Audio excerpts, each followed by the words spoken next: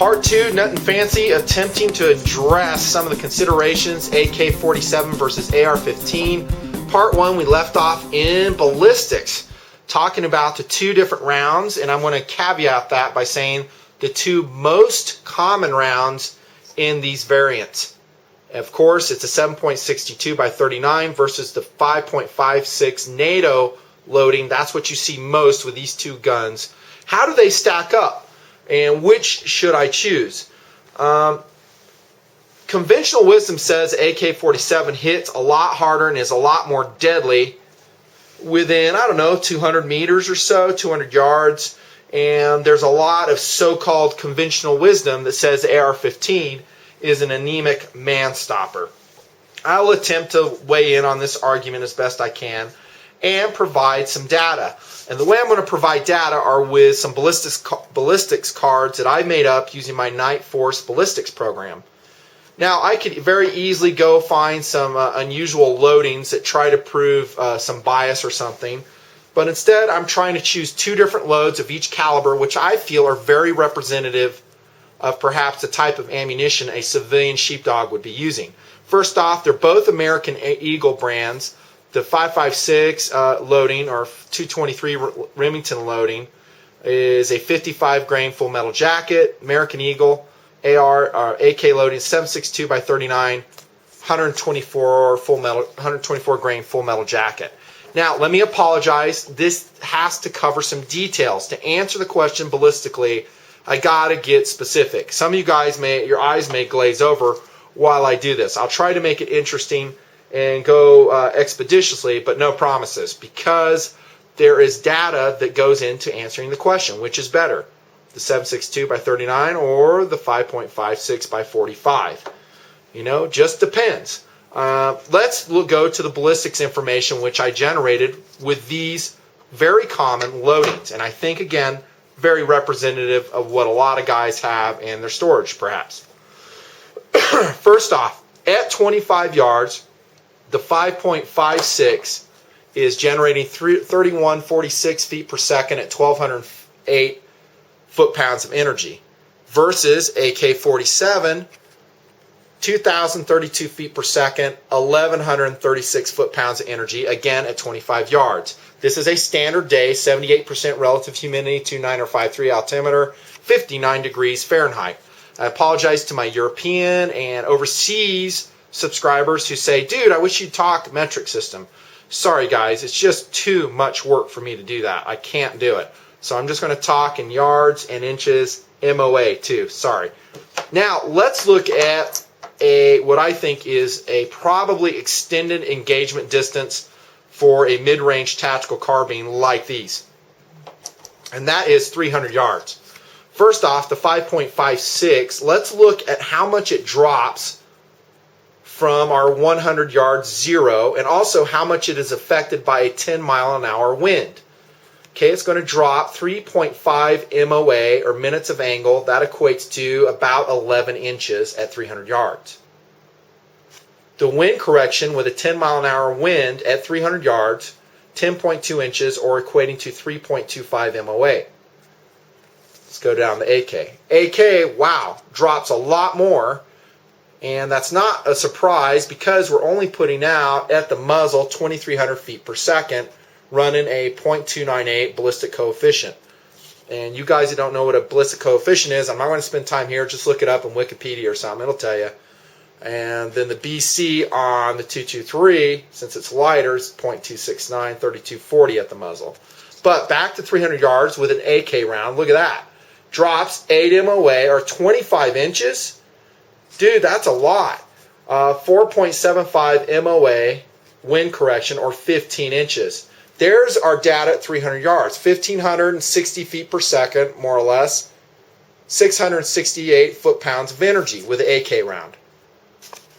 221 feet per second, 602 foot-pounds of energy with an AR-15 round. First thing that I conclude, and you can see the other data. If you guys want to extrapolate all the way up to 500 yards, I wrote it out for you. I mean, at 500 yards, AK round, dude, 108 inches of drop? Forget about it. AR, 50 inches, much less. And that is with this round, the 55 grain full metal jacket. Sorry, the battery died. I'll join the clips. So yeah, that's your drop information at 300 yards. Significant. 25 inches versus 11 inches, that's a lot. That's a lot of compensation you're going to have to make with an AK round, your standard 7.62 by 39, in order to connect at distance. Okay, now granted, these are paper numbers. This is, basically ballistic data. Does it translate to a real world? Yeah, it will. There will be some variances, of course. And this really doesn't account for, let's just look at foot-pounds of energy like I had said before. I think I had said that. We'll go back to the 25-yard mark. 1,208 foot-pounds of energy versus 1,136 foot-pounds of energy for the 7.62-39. That's a paper number, meaning, it would be tempting to say, well, the 223 or the 5.56, that hits pretty hard, harder than an AK round. That really isn't accurate. A 30 caliber chunk of metal is going to hit with more force and do more damage than that little tiny 0.224 inch diameter round. That's just a fact. Moreover, the AK round will penetrate obstacles or barriers better, at least within the range, let's just say, be generous, 300 yards. It will. After that, I think really it starts to run out of steam, as evidenced by this ballistic information, which I, again, think is accurate. But I'll tell you, the AK round hits hard within 200 yards. And according to me, Nutnfancy, I kind of consider this a 200-yard cartridge. Beyond that, I have to get really creative to connect, accounting for that lack of velocity. Again, and we're only leaving the muzzle 2,300 feet per second, and we're driving a 124 grain bullet. That's a big old bullet with not a lot of velocity, so of course it's going to run out of steam at range. Back to the 5.56, it's not a pea shooter by any means, and I think it is underrated in terms of stopping power in a lot of different ways. There's been a lot of discussion about the 5.56 round as needing 2,400 feet per second or more in order to do damage in tissue. Now, out of a 20-inch AR-15, kind of like the one leaning up against the sofa there, that would be a LaRue upper on that one. Yeah, I'll get to those in a second. Yeah, there's some cool guns. But that 20-inch AR-15 or M16A2, as the case may be, is going to launch this at a higher velocity. Therefore, it's going to retain that 2,400 feet per second longer. And when it does connect to tissue, and again, we're talking about bad guys here. Sorry for the graphicness, but that's just kind of what we need to do. A lot of people refer to it as tumbling. I don't know if that's entirely accurate. What it's going to do is upset immediately, striving to go base forward. Its natural tendency. And I guess if you want to call it tumbling, you can. But the big picture is when you're talking about rounds, including the 223 5.56 round, I'm just going to call it 5.56, is you need it to transfer energy. If I have an ice pick and I'm stabbing, let's say, a watermelon, I'm not transferring energy. If I take a mallet and hit that watermelon, I'm transferring energy, and that thing's going to blow apart. You see the difference? Same thing goes with any bullet, especially the 5.56. If it goes into the target and does not transfer energy and exits out the target, there really is no stopping power that's going to be realized. One way or another, stopping power has to be, or that energy should be transferred to the target. And a couple ways that could happen. One I've discussed, and that is the tumbling, i.e. the yawing of the bullet, and hopefully the catastrophic breakup of the jacket when that happens. Again, we need high velocity to ensure that process. Another way would be to use an expanding bullet, maybe a soft point bullet, a hollow point bullet. For civilians, that is an option. For military, generally not, due to Geneva Conventions. I will say, if you're a civilian and you're going to be stocking up on any caliber, I don't care what it is, and you're going to be doing hollow point rounds, you might want to set some money aside for that. That's an expensive option. FMJs or full metal jackets are going to be a lot more affordable for you in the long run, and they will be effective in your defensive role, so to speak. So I think the 5.56 actually is a relatively good stopper as long as it can retain its velocity. That's one reason why I kind of advocate at least a 16-inch barrel or longer on your AR-15 gun. If you go shorter than that, you're just killing yourself with velocity, and you're getting more blast and recoil. And never mind, you're also changing the location of that gas port, pushing it closer to the receiver, and thus accelerating your throat erosion problems on that gas port, like I mentioned in part 1. So there's a lot of complexities that come into play when you're using a direct impingement AR-15 with a shorter barrel. It just doesn't make sense to me. That's one reason why the Marines still use a 20-inch M16, because it makes the round more effective. I think that's super smart. But between these two rounds, 5.56 versus 7.62 239, close range within 200 yards, this round blows it away, no doubt. Longer range, if we go, I'm just talking a 55 grain load here. I'm not even going with a 62 grain or the 77 grain version, which represents a Mark 262 round that the U.S. military uses. Sorry, I'm shaking around so much. That's a 77 grain Sierra Match King, if I'm not mistaken, and it retains a lot better ballistics than this 55 grain does. Better accuracy, better retained energy and velocity, and that sucker hits a lot harder.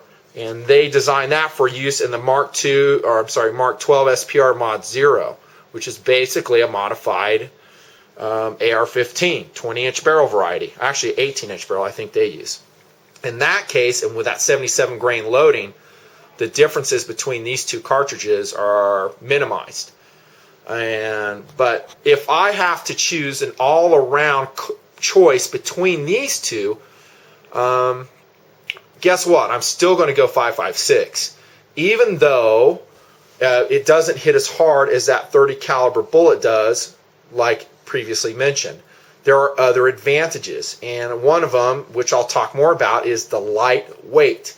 It's actually about half the weight of a 7.62 by 39 cartridge.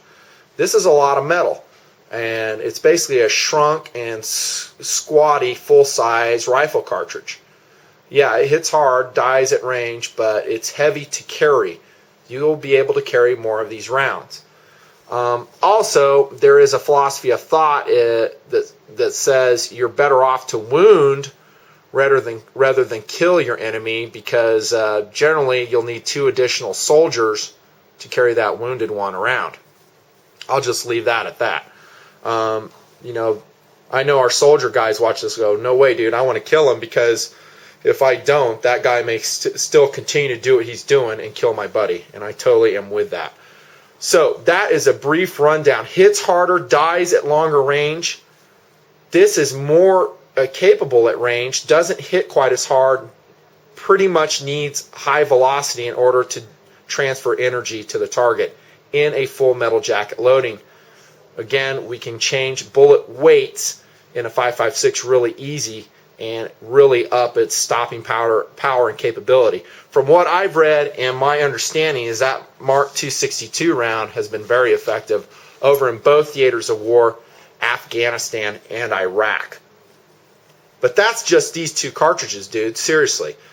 The neat thing about an AR-15 is you're not stuck with a 5.56. If you guys are thinking about integrating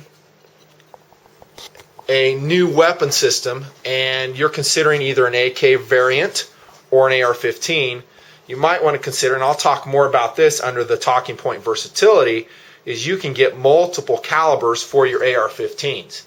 One of which is a 6.8 special purpose cartridge and a 6.8 Grendel. Hope I'm saying that right. Both of which are much more effective than either of these cartridges, in my opinion. If we look at the ballistics on a 6.8 Remington SPC, they go something like this. 2560 feet per second out of the muzzle, 1,673 foot-pounds. And actually, that's low. Usually, out of the muzzle, a 6.8 SPC. Again, this is out of Night Force Ballistics program. And this is a factory Remington 115 grain metal case loading. 0.35 BC, 2625 muzzle again. And I'm sorry, out of Night Force, it's 2560. So I'm actually, these numbers, the resulting ballistics table, is actually somewhat diminished than it should be. But nevertheless, let's look at 300 yards. It's going to drop more than an an AR, 17 inches, 10 mile an hour wind. We're going to have to drift it 10. I hope I covered that. This is just a 10 mile an hour drift, how much you're going to have to change for that. Still traveling 1,900 feet per second, 925 pounds of foot-pounds of force out of a 6.8 SPC. And I will tell you what, that's an easy change to make your AR-15s run with that. That's a big advantage, if you ask me. So, are we necessarily stuck in an AR platform with a 5.56? The answer is no. We can go 6.8 SPC. Yeah, and let me give you a caveat. If you do that, again, getting back to the value expense side of the talking point, that's a lot of money. Those 6.8 SPC rounds are expensive, and you're basically going to have to relegate yourself to hand loading in order to have that. But you're going to get a lot more capabilities. I wish I had a 6.8 SPC to show you. Sorry, I do not.